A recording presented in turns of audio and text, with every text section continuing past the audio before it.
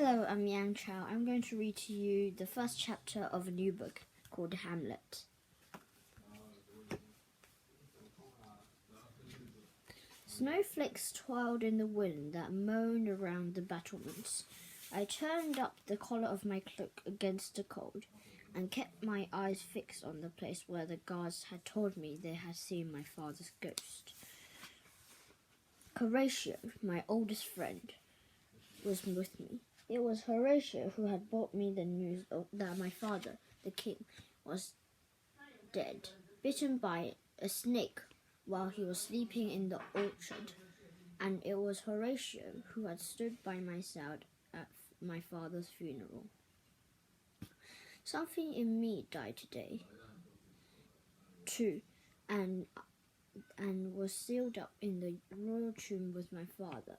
My grief was so great that it sucked the light and joy out of everything.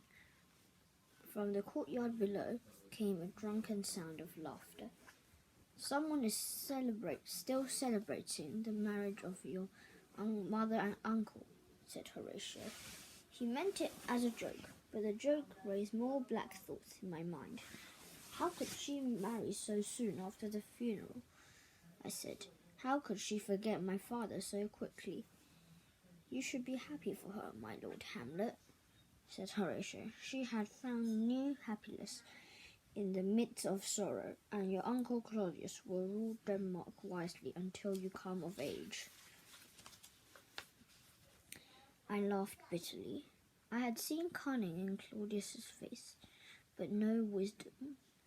I was about to say so when midnight began to ring from the turret above our heads. As the last stroke throbbed through the air, the darkness and falling snow shaped themselves into the spirit of my father, beckoning to me.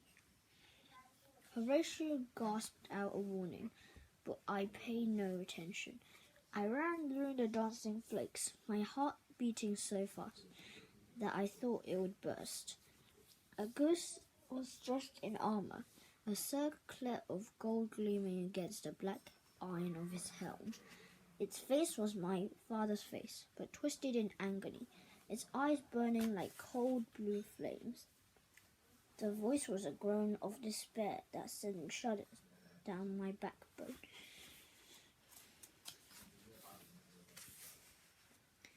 Hamlet, my son, my spirit cannot rest until my murder has been avenged. Murder? I cried. The serpent who stung me in the orchard was my brother Claudius, said the ghost. As I lay asleep, it was he who crept into my side and poured poison in my ear. Claudius took my life, my throne now, and my wife. Avenge me, Hamlet. Before I could say more, the ghost faded into the snowy blackness, and the echoes of its voice became the whistling of the wind. My mind reeled. Had I really spoken to the ghost of my father, or was it a devil from hell, sent to trick me into doing evil? I had suspected that Claudius might have something to do with my father's death, but how could I trust a word of a vision and from beyond the grave? How could I be sure of the truth?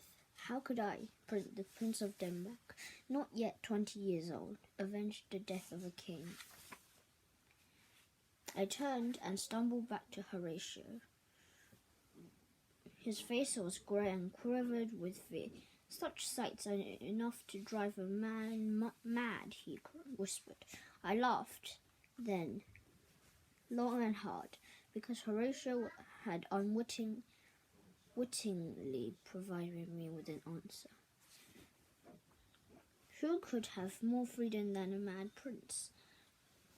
If I pretended to be mad, I could say whatever I wished and search for the truth without arousing Claudius's suspicion.